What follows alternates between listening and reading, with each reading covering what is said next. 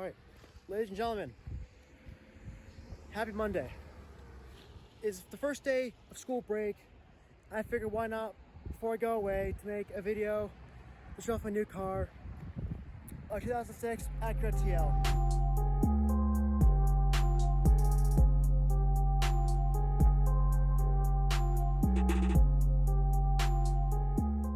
So before I get this video started, this is not going to be a history of the Acura brand in America, the history of the TL, how it became the part of the Acura line that it is, but this is more so just the video of like what I like about this car, what I don't like about this car, and what eventually led me to getting this car. So let's get into this. So to start at the front of the car, the first thing that I love is the styling. With the way the headlights are put into the body, the way the grille has this like trapezoidal, triangular design to it. The headlights like kind of pull everything from the front into a center point right here. I just love that. And coming over here from the side, just the whole front end's like very long. It's very pointy. It makes the car look just so menacing and so cool. I love this angle of the car so much. And since we're at the front of the car, it's not all about what's on the outside. What's on the inside is just as cool.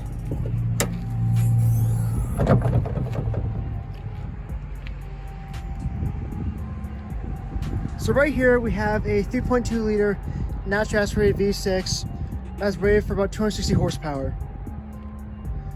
The other thing with it being a Honda engine is, of course, is that hot? No, it's not hot, but no. VTEC, baby. It's only on the intake side, but still, like, about 4,000, 5,000 RPM. You're on the highway, you gotta merge, you gotta pass some cars. You're just trying to have a good time. Once you hit that, it's party time. But this VTEC is not super obvious when it kicks in, but like, you go, 4,000, it powers through. You keep going, you keep powering just up the speed. Legal speeds, but same. Put the pedal down and you go. So coming around to the side, we get to the wheels. It's not a bad set. They look very good stock wheels, but definitely will be something to change soon. So continuing down the side, you have these side indicators that are in this one byline that goes all the way down the car. So from that indicator, this indicator, this whole line, door handles fitting nice and flush inside it. I just love this design so much.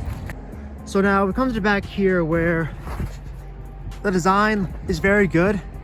It's nothing crazy, but it looks very sharp. Some cool things about the back are it has dual exits.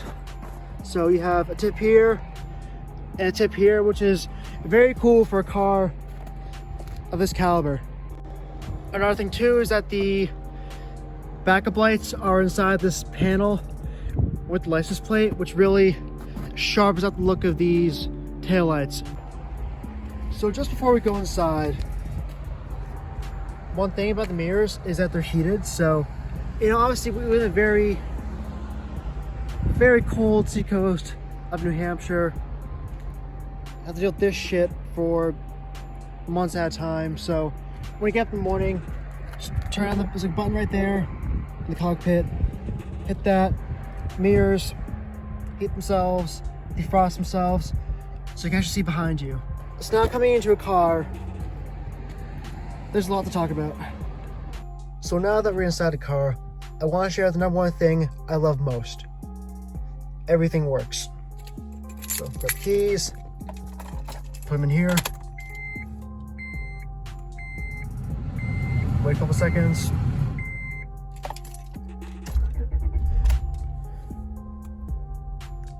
It's awesome.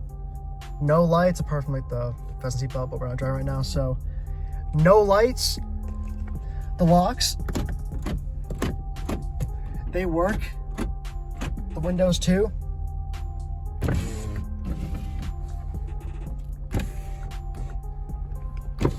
They all work.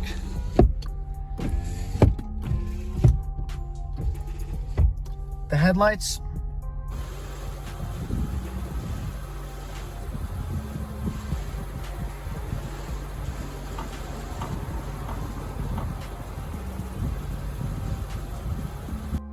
So coming over here, starting from the top, you have like dual zone climate control, which is pretty neat. If it wants to turn on. Yeah, so 2 zones. Like I can adjust mine here, make it a little bit cooler. But over here stays the same. Then just, yeah, obviously you can go dual, so it's all the same one, all that stuff, which is pretty neat. The BMW does not have that. So going down here for the radio. Unfortunately, this year the TL didn't have an aux cord yet, an aux port. So I ordered this tape thing off Amazon, which goes into the cassette player. So yeah, put it in. Has a little aux cord, and that's how I listen to music. And coming over here as well, we have some storage units, sunglasses there, cigarette lighter over here, some more storage. Coming along, just cup holders in here. I like it how it covers them, makes the center console look super clean when you have to use them. And then over here is a storage pocket, which is also a armrest that can move. It's back and forth, don't really change it much, but that's there. This pocket has 2 zones, so up here you have just stuff, OBD2 reader, money, some paperwork. Then coming in here, have the charger, have another cigarette lighter for that. And in the 2007, 2008 model years of this car, the aux port will not be here, but since obviously it's not one of those years, there isn't one. Coming back here, nothing too special. Just 3 seats. It's over here, comes down. There's a couple, there's 2. And that about does it for the interior. Oh yeah, some more thing too. It also has a sunroof. It also has sport mode too. So that comes up like that. Vents, which is downforce obviously. And also yeah, it just opens up too. Which is pretty cool to have a working sunroof, because coming from a German car, something that actually works is a miracle. So I quite like that. So right before we take it for a drive, let's hear what this thing sounds like.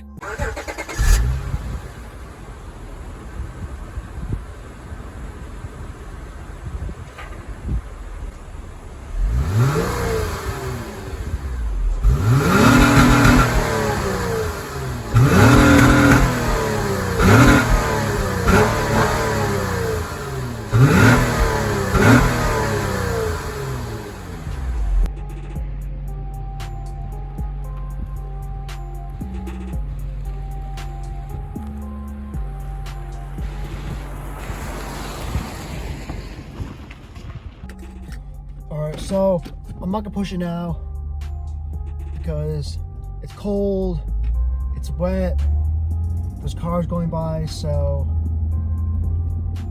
we'll take it easy, go for a nice cruise, see how it drives.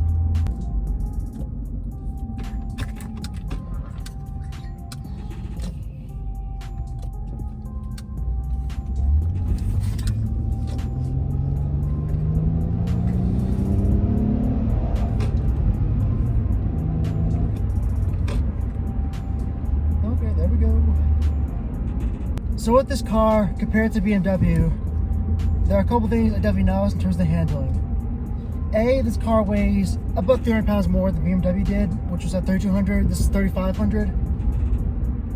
And B, it's front wheel drive, so it feels a little bit sluggish. Not like it's gonna lose the rear. Anytime I take a corner, it's like when it's slightly damp out, which is pretty good when it compares to the Beamer.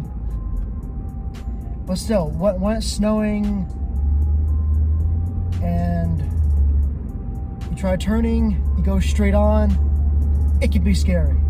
It's like you have no control, it's gotta slow it down, like, slow down, slow down, slow down. But like, luckily, I'm not really going fast enough to worry about it, but something that is definitely gonna take some time to get used to still.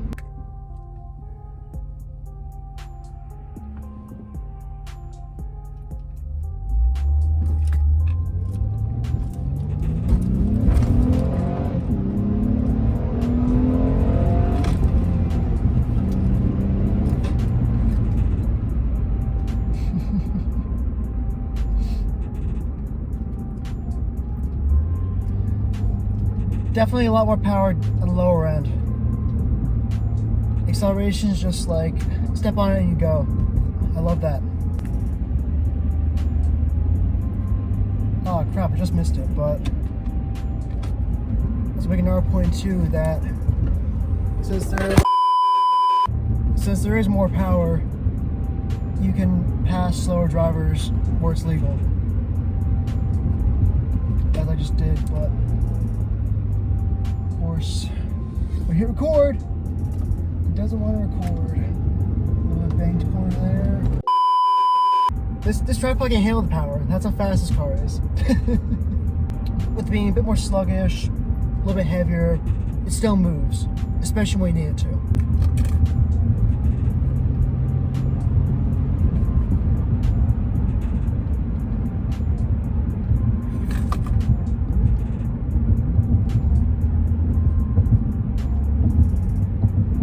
So the pros about having a car that are a little bit more sluggish, a bit more understeery is obviously it's very stable.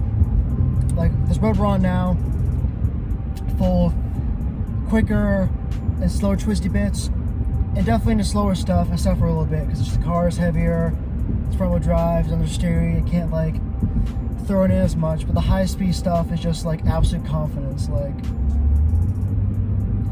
no worries, I'm gonna hit a patch of ice, just spin out, go over like the rock wall and like go into the ocean. There's like no fear of that. It's just like stability, it's confidence, and despite its bigger portions, it's just as, not more fun than the Beamer was.